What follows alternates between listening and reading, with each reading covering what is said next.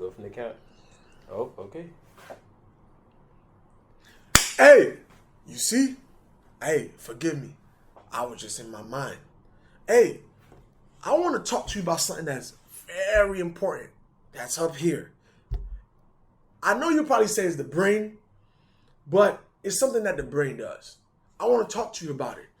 And I want to talk to you to see if you're actually using that thing, that one thing that has helped transform the world. Hey, let's discuss this. Stay tuned. Hey, don't forget to like, comment, subscribe to the channel, and share this with at least 3 people. Hey, we're about to get into a conversation that, hey, this could help you probably change the world once you tap into this one thing. Oh, man.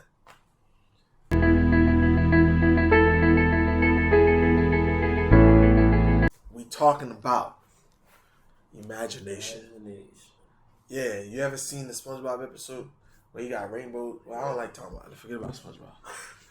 But imagination, one of the greatest gifts that God has given us is the ability to think, to see, to picture, to create in our minds. Imagination is the preview of life-coming attractions. Imagination is more important than knowledge. Albert Einstein. So he says, imagination is everything. It is the preview of life's coming attractions. You know, like I said, everything we see today, from the plane, from the car, from, cameras, phone, before it was created, someone had to imagine it, thought about it. That is why your thoughts are so important. Your thoughts are so crucial. Your thoughts is the most important thing you possess, because as a man thinketh, so is he. Once you're able to think something, whatever you're thinking, your thoughts, your imagination, that molds you. So, what do you think about imagination? Before I really get into this topic of imagination, the importance of imagination, what do you think about imagination? Let's go to the Canaan block party. Be a little louder. Let's go to the Canaan block party, right? Remember when we made that? Remember when we said think, speak, do? Yeah. Remember that thing? Yeah. It's like everything you do, you gotta really think about it, and then you speak it into existence, and then you just do it. But to do that, you gotta imagine that it's possible. Yeah. Okay.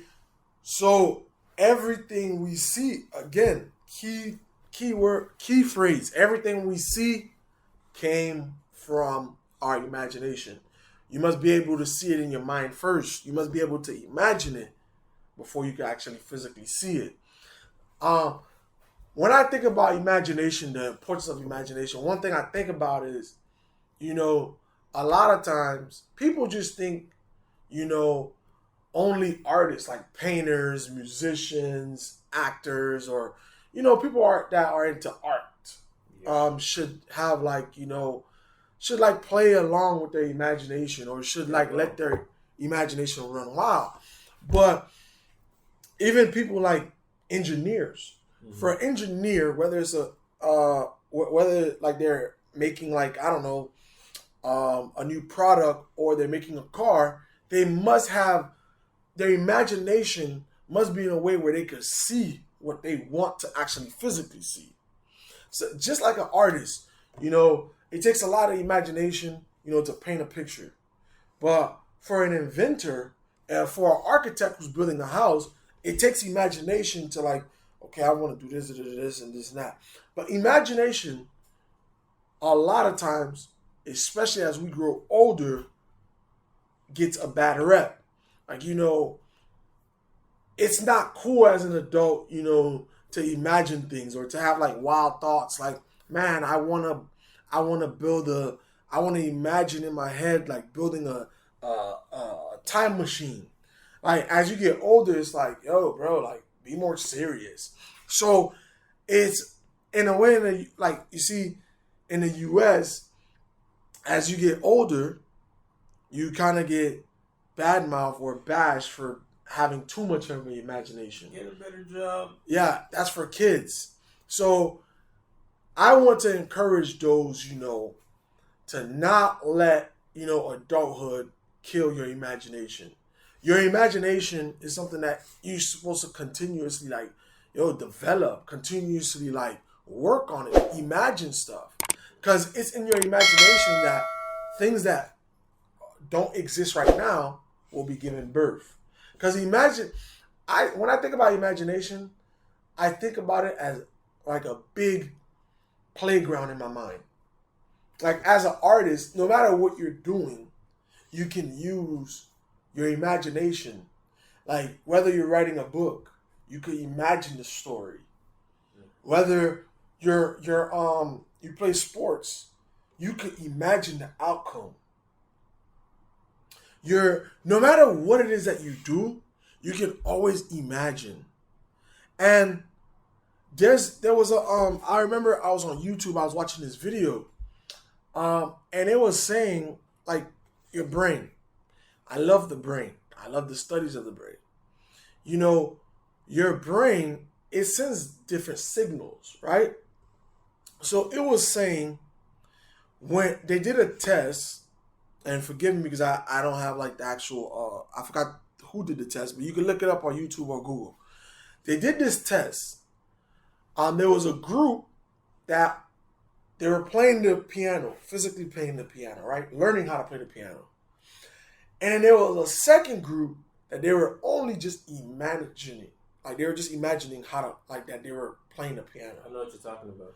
And then when they actually brought those two groups together, they noticed the results was kind of equal to the group that was imagining and the group that was actually physically practicing. So, we watched the video. Yeah, we watched that video. Yeah, I forgot the name of it. But your imagination, sometimes your brain don't know really the difference. To your brain, it don't know the difference if you're imagining or if you're actually doing certain activity.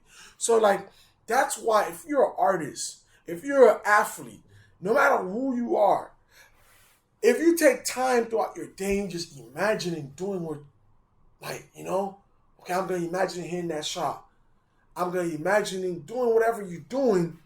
The more you imagine it in your mind, when you actually physically doing what you're doing or you try to do it, the better you get. Because your mind don't really know the difference when you're imagining and you're actually doing the actual thing. So I encourage those, who think, whether it's because of parents or, teachers or whoever, they're like, stop daydreaming, stop, wake up, da da da. I want to tell you, your imagination is the gateway. Your imagination is the gateway to everything you want to do.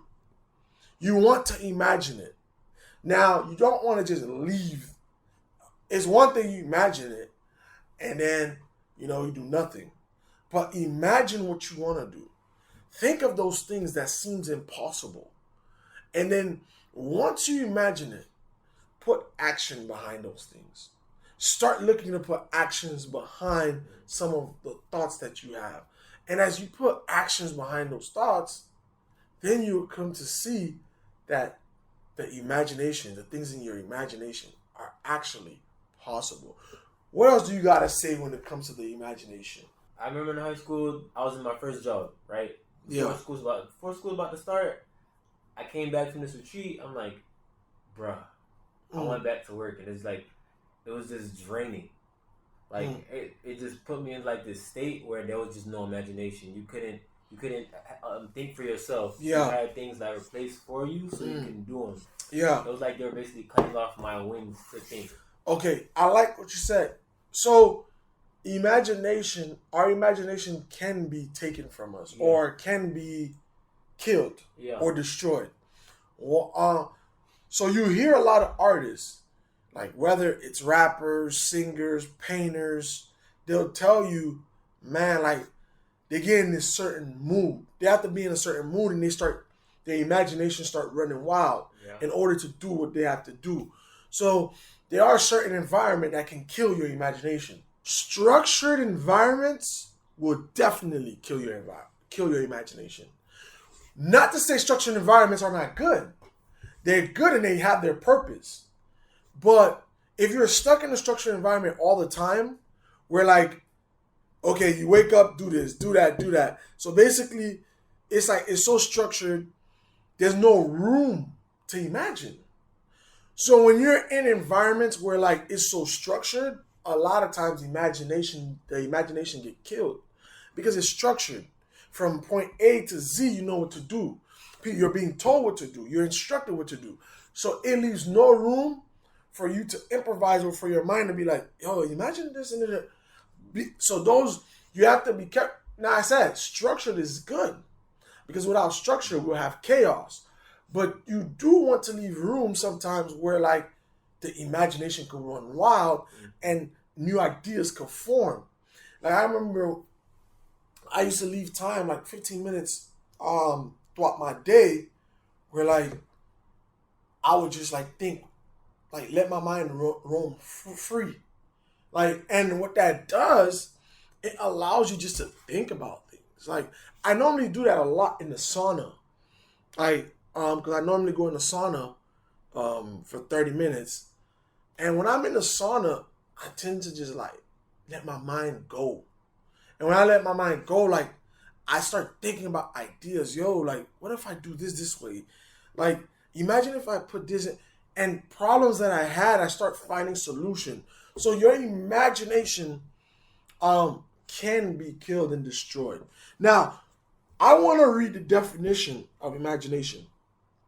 It says the faculty or action of forming new ideas or images or concept of external objects not present to the senses. So basically, your imagination is how you form new ideas, how you come up with new concept, images of objects that is not yet present to the senses. So your imagination is almost disconnected with your senses. And for those, your senses are what you can see, what you smell, what you hear, what you can touch, and what you can taste. Yeah. So your imagination is one of the most important thing, if not the most important thing you have. Why? Because your imagination is supposed to break the barriers between your five senses. So the things you cannot see, the things you cannot hear, the things you cannot taste, the things you cannot feel, the things you cannot, all those things, your imagination takes you beyond that. So that is why sometimes some people even get scared of their imagination. That's a fact. Because it's things you never saw, never heard, never touched, never taste. It's like, whoa, like, yo, I shouldn't be thinking. But there was once upon a time we never saw a plane. There was once upon a time we never tasted pizza. There was once upon a time we never heard drums. We never heard a guitar. So it was weird to certain people. There are certain things, even medicine. There was a point in time that when modern medicine, like, especially pills, was introduced, people used to think it was witchcraft. So there's going to be a lot of things that, your imagination will bring to you. Now, of course, be mindful, because there are things your imagination can bring. You need to just cancel them. You need to, delete those thoughts. Right. But if it's nothing demonstrative, if it's nothing that's not going to bring any harm, that is not sinful, that is not evil, then those are thoughts you need to ponder more on and work them out. For example, if you have a new idea of how you could better transportation that you never saw before, if you have a new sound, you could imagine a new sound. If you can literally imagine a new food, those are things that are gonna better the world. So those are the thoughts you want to, imaginations you want to work on. Like, work them out. Because your imagination is the bridge. Is the bridge to tomorrow.